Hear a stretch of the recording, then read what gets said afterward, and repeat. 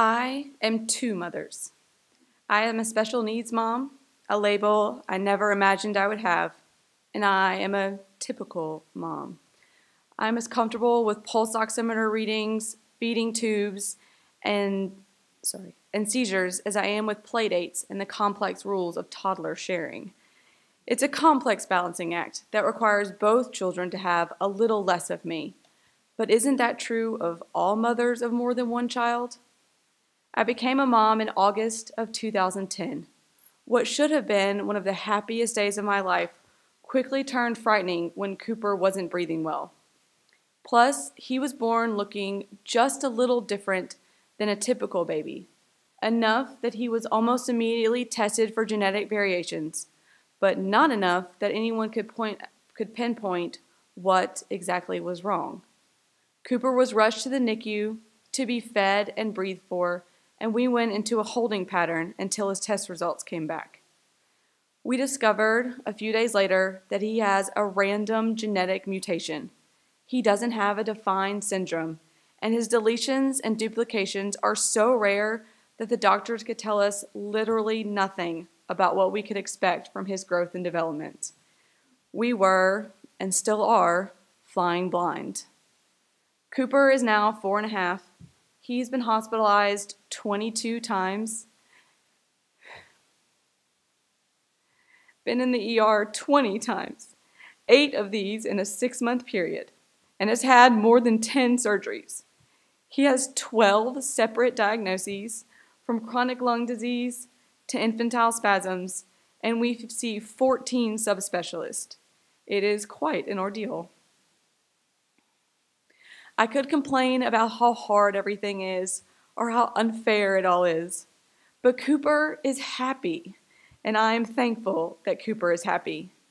Even though he cannot tell me he's happy, the signs are all there. He smiles, he laughs, he's ticklish, he gives the best hugs, and he loves to snuggle. Plus, of all the consonant sounds he could make, the only one he says with regularity is mama. I'm thankful to be loved like that. In the midst of all this craziness, we decided to do something even crazier, and I got pregnant again.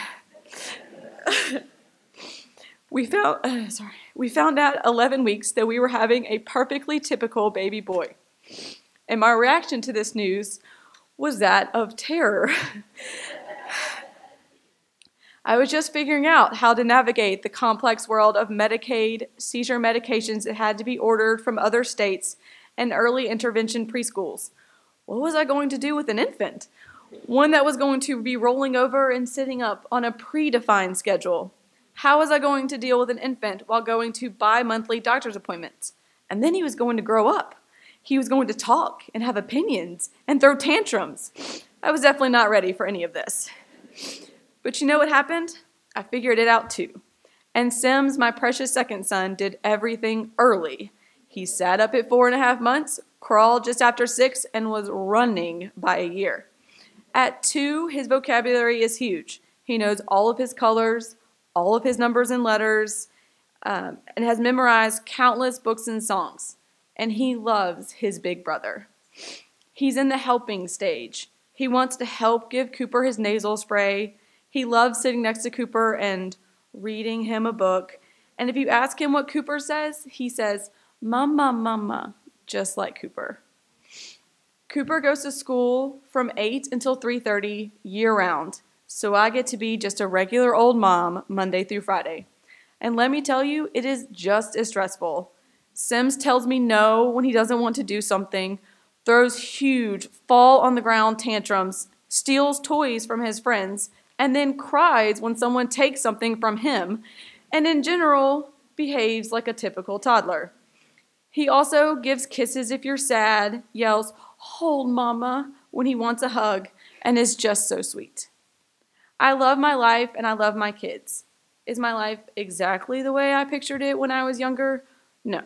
But I've come to realize several things about being two moms. 1, I am not a superhero. The learning curve for a special needs mom might be steeper, but we're just doing what all other moms do. figuring out how to do this mom thing the best way we can, and doing what is best for our child. 2, a good support system is the best thing you can have. Thankfully, my husband is a pediatrician, so we have been surrounded since the time of Cooper's birth by an amazing team of doctors that love Cooper and us. None of our family lives in town or even in the state, so I've been lucky to find an amazing group of friends that I wouldn't know what to do without. I'm thankful that Sims will grow up with a sibling with special needs. I hope that it makes him more empathetic, more willing to stand up for those that are weaker or who have less.